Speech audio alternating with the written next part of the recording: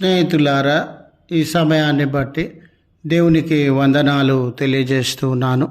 ప్రేమపూర్వకముగా మిమ్మల్ని అందరినీ వాక్య ధ్యానంలోనికి ఆహ్వానిస్తున్నాను. ఈ భస్మ బుధవారము కొరకు మనకు అందించినటువంటి అంశము లెంటు కాలము పునరుద్ధరణ కొరకై పిలుపు. లెంటు కాలము పునరుద్ధరణ కొరకై పిలుపు. స్నేహితులారా, దేవుని యొక్క వాక్యమును ఆలకించుచు ఉన్న మన జీవితాలలో చాలామంది ఏదో ఒక విషయంలో కృంగిపోయినటువంటి వారముగా పతన స్థితిని అనుభవించుచున్నటువంటి వారముగా వెనుకబాటుతనాన్ని, సమస్యను, బంధకములను, కన్నీళ్లను పొందుచున్నటువంటి వారముగా ఉండవచ్చు. అలాంటి సందర్భంలో ఈ లెంట్ కాలము, మరి ముఖ్యంగా భస్మ బుధవారపు దినాన దేవుని సహాయం కొరకు, దేవుని యొక్క సన్నిధి కొరకు మనము నిరీక్షిస్తూ ఆయన కృప కొరకు కనిపెడుతున్నటువంటి వేళ ఈ సమస్యలోనే, ఈ పతనమైన స్థితిలోనే, సమస్యలు, పోరాటముల మధ్య, కన్నీళ్ళ మధ్యనే మన జీవితం ఉండాలని మనం అనుకోమండి. దీని నుంచి బయటికి రావాలని, ఈ సమస్యల నుండి, పోరాటముల నుండి, చీకటిలలో నుండి బయటకు రావాలని నిరీక్షించేటటువంటి వారంగా ఉంటాం. పాతబడిపోయిన దానిని, పతనమైనటువంటి దానిని పునరుద్ధరించేటటువంటి అభ్యాసము మన చుట్టూ ఉన్న పరిసరాలలో కూడా మనము గమనించేటటువంటి వారంగా ఉంటాం. మిషన్ కాకతీయ అనే గవర్నమెంట్ ప్రాజెక్టును గమనించినట్లయితే చెరువులు, కుంటలన్నీ పిచ్చి మొక్కలతో నింపబడినవి, పూటికతో నింపబడినవి, నిరుపయోగంగా మారిపోయినవి. కనుక ఈ మిషన్ కాకతీయ అనే కార్యక్రమం ద్వారా ఆ చెరువులలో, కుంటలలో ఉన్నటువంటి పనికిమాలిన మొక్కలను, పూడికను తీసివేసి పునరుద్ధరించి ప్రయోజనములను పొందినటువంటి అనుభవాన్ని మనమందరము ఎరిగినటువంటి వారంగా ఉండినాం. ఒక రోగి శరీరంలో అనారోగ్యం సంభవించి అతని శరీరాన్ని బలహీనత, నొప్పి ఆవరించినప్పుడు ఒక డాక్టర్ గారు ఆ శరీరాన్ని పునరుద్ధరించడానికి మన వైద్యమును అందించేటటువంటి వాడిగా ఉంటాడు. ఈ దినాన మన జీవితములు మరి భౌతికంగా బలహీనపరచబడి, భౌతికంగా పతనాన్ని అనుభవిస్తూ, ఆధ్యాత్మికంగా బలహీనపరచబడి, ఆధ్యాత్మికంగా పతనాన్ని అనుభవిస్తూ ఉన్నటువంటి సందర్భంలో మనకివ్వబడిన అంశము లెంటు కాలము పునరుద్ధరణ కొరకై పిలుపు. దేవుడు మన జీవితంలో పునరుద్ధరిస్తారని, మనలో ఉన్న పాత జీవితాన్ని, పనికిరానటువంటి జీవితాన్ని, కష్టములతో కూడినటువంటి దానిని, అపాయకరమైనటువంటి దానిని, మరి దేవునికి ఇష్టం లేనటువంటి దానిని, పాపము, బంధకము, శాపము, మరణంతో కూడినటువంటి జీవితాన్ని ఆయన పునరుద్ధరించడానికి ఇష్టపడుతున్నటువంటి దేవుడుగా, ఆహ్వానాన్ని మన జీవితాలలో అందించుచున్నటువంటి దేవుడుగా ఉండినాడు. చూడండి, లెంట్ అనే మాటకి ఉన్నటువంటి అర్థం ఏంటనంటే వసంతకాలం అండి. ఈ వసంతకాలంలో చెట్లన్నీ పాత ఆకులను కోల్పోయి, అప్పటికే ఆ పాత ఆకులన్నీ పండుబారి ఉంటాయి. వాటిలో క్లోరోఫిల్ అనే పదార్థము తగ్గిపోయి ఉంటుంది. ఆ క్లోరోఫిల్ లేకపోవడం వలన ఆ పాత ఆకులు చెట్టుకు ఆహారాన్ని తయారు చేసి ఇవ్వలేవు. అందుకే ఆ చెట్టు అంతా కూడా పాత ఆకులను విడిచిపెట్టేటటువంటిదిగా, పనికి రానటువంటి, ప్రయోజనము లేనటువంటి ఆ పాత ఆకులను విడిచిపెట్టి ఒక స్కెలిటన్ మాదిరిగా, ఎముకల గూడు మాదిరిగా చెట్టు కనబడుతుందండి. ఈ వసంతకాలంలో ఆ ఎముకల గూడుగా మిగిలిపోయిన ఆ చెట్టు నుండి ఎండిపోయింది అనుకున్న ఆ చెట్టులో నుండి నూతన చిగురు ప్రారంభమై సృష్టి అంతా కూడా నూతనత్వాన్ని, నూతనమైనటువంటి ఆకులు, నూతనమైనటువంటి కొమ్మలు, నూతనమైన పుష్పములతో పచ్చదనాన్ని, మార్పును సంతరించుకునేటటువంటిదిగా ఉండింది. ఈరోజు మన ఆధ్యాత్మిక జీవితాలు కానివ్వండి, భౌతిక జీవితాలు కానివ్వండి, ఆ జీవము లేనటువంటివిగా, కదలిక లేనటువంటివిగా, ఎదుగుదల లేనటువంటివిగా, ఆ స్కెలిటన్ మాదిరిగా లేదా ఎముకల గూడు మాదిరిగా మారిపోయినటువంటి వేళ పునరుద్ధరించడానికి, వాటిని జీవంలోనికి, నూతనత్వంలోనికి నడిపించడానికి దేవుడు తన ఆహ్వానాన్ని అందించుచున్నటువంటి దేవుడుగా ఉండినాడు. మనం చదివి ఉన్న లేఖన భాగములను సైతము గమనించినప్పుడు యెహెజ్కేలు గ్రంథము 36వ అధ్యాయం 24వ వచనం నుండి 36వ వచనంలో దేవుడు పునరుద్ధరించేటటువంటి వాడు దేవుడే అనే ఆలోచనను మనము అర్థము చేసుకోవచ్చు. స్నేహితులారా, ఇశ్రాయేలు జనాంగము వారి యొక్క జీవితములు, దేశము, పరిసరములు, పట్టణాలు, బ్రతుకులు కాలిపోయినటువంటివిగా, కూలిపోయినటువంటివిగా, చెదిరిపోయినటువంటివిగా మిగిలిపోయినాయండి. వాళ్ళ జీవితంలో దేవుని పట్ల అవిధేయత, దేవునికి ఇవ్వవలసిన ప్రాముఖ్యత, మొదటి స్థానాన్ని ఇవ్వక, పాపపు జీవితాన్ని, అవిధేయతతో కూడినటువంటి జీవితాన్ని, కీడు కలిగిన హృదయము, మోసపూరితమైనటువంటి హృదయము, ఇలాంటి జీవిత విధానాన్ని కలిగి ఉండడం వలన వారు పరాయి దేశానికి బానిసలుగా అప్పగింపబడినటువంటి సందర్భం. దోచుకొనబడినారు, దాడులకు లోనైనారు, కాల్చివేయబడినారు, చెదరగొట్టబడినారు. వారి జీవితాలలో వారి స్థలాలు పాడైపోయినవి, పట్టణాలు పాడైపోయినవి, కుటుంబాలు పాడైపోయినవి. ఎక్కడ ఎవరు బ్రతుకుతూ ఉన్నారో, ఎక్కడ ఎవరు ఏ స్థితిలో ఉన్నారో, గాయపడి ఉన్నారా, బానిసత్వాన్ని అనుభవిస్తూ ఉన్నారా, బలహీనతలను అనుభవిస్తూ ఉన్నారా, తెలియని పరిస్థితులు నెలకొని ఉన్నవి.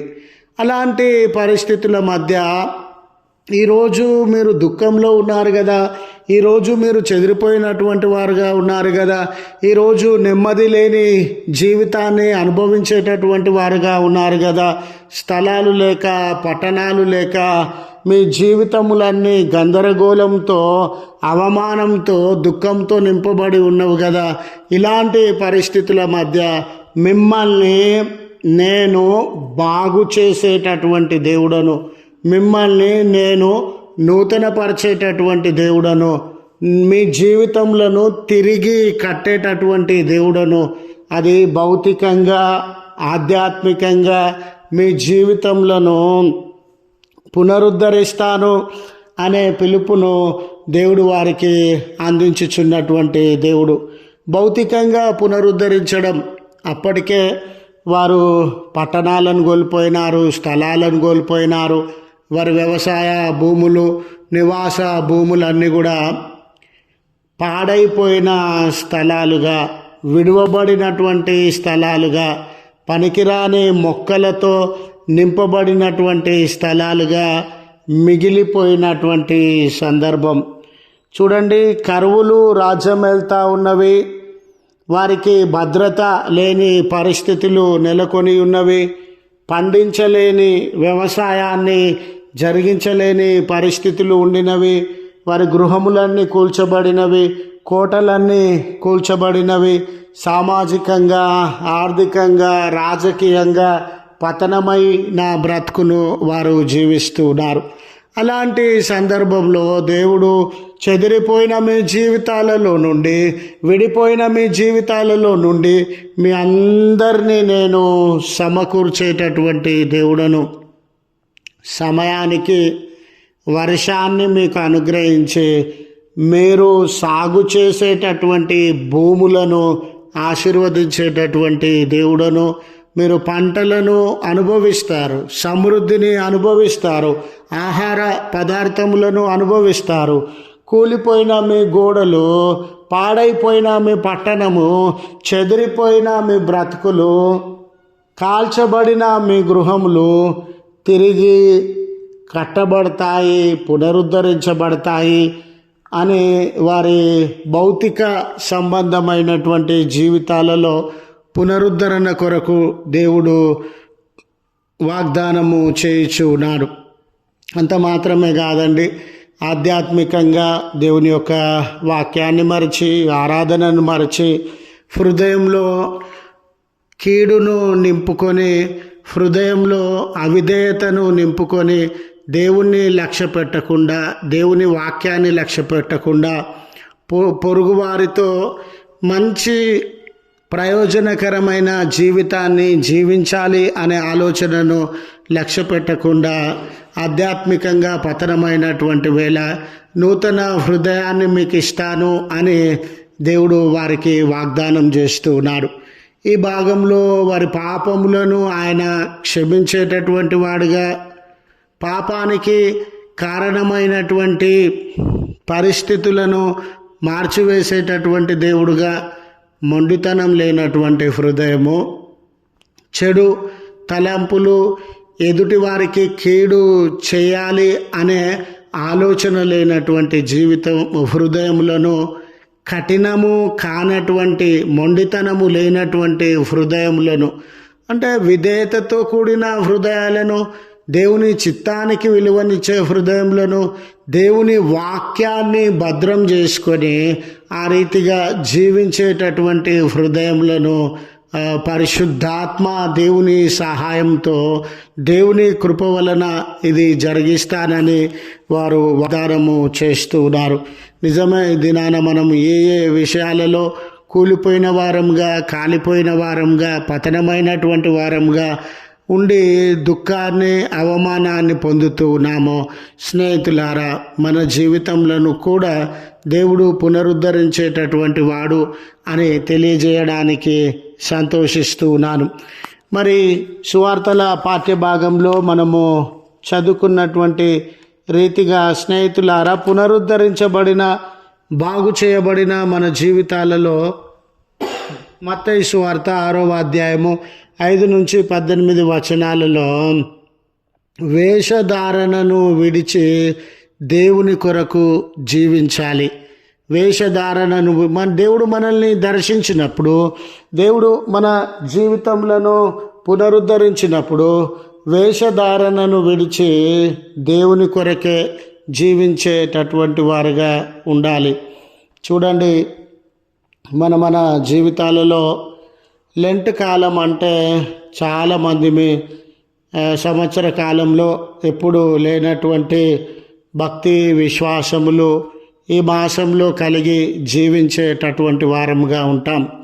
ఎప్పుడుకు దేవాలయంకు రానటువంటి వారము, లేఖనములను చదవనటువంటి వారము, ప్రార్థన చేయనటువంటి వారము, ఈ మాసంలో వాటన్నిటినీ జరిగించడము మనము గమనిస్తాం. అయితే అలా చేయడము తప్పని నేను అనట్లేదు, కానీ ఈ లెంట్ కాలంలో మనము ఏ రీతిగానైతే దేవునితో జీవించడానికి, భక్తి విశ్వాసములతో జీవించడానికి ఇష్టపడుతూ ఉన్నామో, జీవితకాలం అంతా కూడా మన జీవితము అదే రకంగా జీవించేటటువంటి వారంగా ఉండాలి. ఇక్కడ యూదుల లేదా యూద మత పెద్దల జీవితాన్ని ఉద్దేశించి, మీ హృదయాలలో వాస్తవికత లేదండి, మీ హృదయంలో దేవుని పట్ల నిజమైనటువంటి ప్రేమ, దేవుని పట్ల నిజమైనటువంటి శ్రద్ధ, దేవుడంటే నిజమైనటువంటి భయము, విశ్వాసము మీ హృదయాలలో లేదు. ఇతరులకు కనబరుచుకోవడానికే, ఇతరుల మధ్య పేరు కొరకు, ఇతరుల మధ్య మంచితనం కొరకు మాత్రమే మీరు భక్తి ఉన్నట్లుగా ప్రవర్తిస్తూ ఉన్నారు. మీ వస్త్రములు భక్తి కలిగిన వ్యక్తులను వీరు, మీరు ఆరాధనలకు హాజరు కావడము భక్తి కలిగినటువంటి వారు వీరని, లేదా మీ ప్రార్థనలు వీరు భక్తి కలిగినటువంటి వారని తెలియజేసేటటువంటివిగా, అంటే బాహ్య సంబంధమైనటువంటి శరీర సంబంధమైనటువంటి పద్ధతులు ఆచారాలు భక్తి కలిగినటువంటివిగా కనబడతా ఉన్నవి, కానీ అంతరంగంలో మీకు దేవునికి స్థలం ఇవ్వనటువంటి వారుగా, దేవుని యొక్క చిత్తం ఏంటో ఆలోచన ఏంటో ఎరగనటువంటి వారుగా ఉండినారు. మన భక్తి అనేది, విశ్వాసం అనేది షో టాప్గా ఉండకూడదు, అది సిన్సియర్గా ఉండాలి. ఈ లెంట్ కాలంలో ఆ సిన్సియారిటీ అనేది మన విశ్వాస జీవితంలో మనం సంపాదించుకోవాలి అనే విషయము తెలియపరచబడతా ఉంది. అందుకే అందరు చూస్తున్నారని ప్రార్థించడం కాదు, అందరు చూస్తున్నారని లేఖనములు చదవడం కాదు, అందరూ గమనిస్తూ ఉన్నారని ఆరాధనలకి వెళ్ళడం కాదు. వ్యక్తిగతంగా దేవునితో సహవాసం కలిగి ఉండండి. అందరూ చూస్తున్నారని ఉపవాసం ఉండడం కాదు, అందరు చూస్తున్నారని మంచి ప్రవర్తన కలిగినట్లు మంచి మాట మాట్లాడుతూ ఉన్నట్లు నటించడం కాదు. ఏదైతే నటిస్తూ ఉన్నావో అది నీ వాస్తవ జీవితంలో కనబడాలి అని దేవుని వాక్యము గుర్తు చేస్తూ ఉంది. మీరు వ్యక్తిగతమైనటువంటి సహవాసాన్ని, సంబంధాన్ని దేవునితో కలిగినటువంటి వారుగా ఉండండి. అప్పుడు దేవుని మనసు ఏంటో మీకు అర్థమవుతుంది. ఆ దేవుని మనసును అనుసరించి మీరు నడుచుకునేటటువంటి వారుగా ఉంటారు. విస్తారమైన దీర్ఘ కాలంతో కూడిన అనవసరమైనటువంటి పదజాలాన్ని, ప్రార్థనలను మీరు చేయకండి. మరి ప్రార్థనలో దేవుడు అనే ఆలోచన, దేవుడు నా తండ్రి అనే ఆలోచన, దేవుడు తండ్రి అన్నప్పుడు ఆయన కుమారుడిగా మనం జీవించాలి. ఈ లోక రాజ్యం కాదు, ఈ లోకం కొరకు నేను బ్రతకడం లేదు, పరలోక రాజ్యం కొరకు నిరీక్షిస్తూ ఉన్నాను, బ్రతుకుతూ ఉన్నాను అని ఆలోచించేటటువంటి వారంగా ఉండాలి. ఈ లోక వస్తువులు కాదండి, సంపదలు కాదండి, సుఖభోగములు కాదండి, ఏ రోజుకు కావలసిన భోజనం, తగినంత సదుపాయాలు ఉంటే చాలు అనే మనసు మనం కలిగి ఉండాలి. ప్రత్యేకించి స్నేహితులారా, క్షమాపణ కలిగినటువంటి జీవితాన్ని మనం కలిగి ఉండాలి. అందుకే ఈ లెంట్ కాలంలో మనము నటించడం కాదు, దేవుని కొరకు జీవించడము అనేది అలవర్చుకోవాలని మనవి చేస్తూ ఉన్నాను. పత్రికల పాఠ్యభాగము రోమో పత్రిక 11వ అధ్యాయము 33వ వచనం మొదలుకొని 12వ అధ్యాయం 2వ వచనం వరకు మనము చదువుకొనినటువంటి వారంగా ఉన్నాం. ఈ భాగంలో స్నేహితులారా, దేవునికి మన జీవితములను సమర్పించుకోవాలని, మనలను పునరుద్ధరించినటువంటి దేవుడు ఆయన, మనలో జీవాన్ని కలుగజేసినటువంటి దేవుడు ఆయన, మోడుబారిన ఎండిపోయిన బ్రతుకులలో నూతనత్వాన్ని ప్రసాదించినటువంటి దేవుడు ఆయన. ఇది మన క్రియల వలననో, మనం చేసినటువంటి పుణ్యకార్యముల వలననో, లేదా మనం కలిగి ఉన్నటువంటి జ్ఞానము సంపద వలననో కలిగినటువంటిది కాదండి. కేవలము దేవుని కృప వలన, దేవుడు అనుగ్రహించినటువంటి కలిగి ఉన్నటువంటి దయ కనికరముల వలన మనము దీనిని అనుభవించినటువంటి వారముగా ఉండినాం. ఈ రీతిగా పునరుద్ధరించబడిన తర్వాత, ఈ రీతిగా సత్యాన్ని మనం ఎరిగి ఉన్న తర్వాత, దేవుడు మన జీవితములను జీవములోనికి నడిపించిన తర్వాత, దేవుని పట్ల మనము ఏ రీతిగా ప్రతిస్పందించాలి, దేవుని ఎడల ఏ రీతిగా నడుచుకోవాలి అనే మాటలను ఈ రోమ పత్రికలో మనము గమనించేటటువంటి వారంగా ఉంటాం. ఆయన మహిమ కొరకు మనం జీవించాలా. ఈ లోకంలో ఉన్నటువంటి సృష్టి అంతా కూడా దేవుని మహిమ కొరకే. ఇప్పుడు చెట్లు ఉండినవి, నదులు ఉండినవి, సముద్రములు ఉండినవి, పరిసరములుండినవి అవి తమను తాము గొప్ప అనుకొనుచు, తమను తాము మహిమపరచుకొనుచు, తమను తాము గొప్పలు చెప్పుకొనుచు జీవించేటటువంటివిగా లేవు, దేవుణ్ణి మహిమపరిచేటటువంటివిగా ఉండినవి. మనం కూడా అదే రీతిగా దేవుణ్ణి మహిమపరిచేటటువంటి వారంగా. మరి దేవుణ్ణి మహిమపరచాలి అవ్వడం అంటే ఏంటండి? మన జీవితాలలో మొదటి స్థానాన్ని దేవునికి ఇవ్వాలి. నా ఆలోచన కాదండి, దేవుని ఆలోచన ప్రకారం బ్రతుకుతా. నా నిర్ణయం కాదండి, దేవుని నిర్ణయం ప్రకారం బ్రతుకుతా. నా ఉద్దేశాలు కాదండి, దేవుని ఉద్దేశాల ప్రకారం బ్రతుకుతా అనే మన జీవితంలో దేవునికి సమర్పించుకునేటటువంటి వారంగా ఉండాలి. పాత నిబంధన కాలంలో జంతువులను బలి ఇచ్చేటటువంటి వారు. అంటే ఎప్పుడైతే జంతువును బలిస్తామో అది చనిపోతుందండి, అది కదలలేదు, ఏ రకమైన క్రియలను ప్రవర్తనను ప్రదర్శించలేదు, అది డెడ్ బాడీ మాదిరిగా మిగిలిపోతుంది. ఈరోజు అలాంటి చనిపోయిన బలులను ఆయన కోరడం లేదు. సజీవమైనటువంటి బలులను, సజీవం అంటే బ్రతికి ఉన్నటువంటి మనలను, ప్రాణంతో ఉన్నటువంటి మనము, క్రియలు చేయగలిగినటువంటి మనము ఆయనకు మన జీవితంలో సజీవంగా సమర్పించుకోవాలి. అంటే మన జీవితాలను దేవునికి సమర్పించుకోవాలి. సజీవమైన జీవితాలు ఆయనకు సమర్పించుకోవడం అని అంటే మన శరీరము దేవుని కొరకే, మన ఆలోచన దేవుని కొరకే, మన క్రియలు దేవుని కొరకే, మన జీవితం అంతా దేవుని కొరకే. ఇలాంటి సందర్భంలో మనలో ఉన్న పాపాన్ని, గర్వాన్ని, లోక సంబంధమైనటువంటి ఆశలను, వీటన్నిటినీ విడిచిపెట్టి ఆయనకు మన జీవితంలో సమర్పించుకోవాలని మనవి చేస్తూ ఈ మాటలను ముగిస్తూ ఉన్నాను. దేవుడు మనకు తోడై ఉండి మనలను కాపాడునుగాక. ఆమెన్.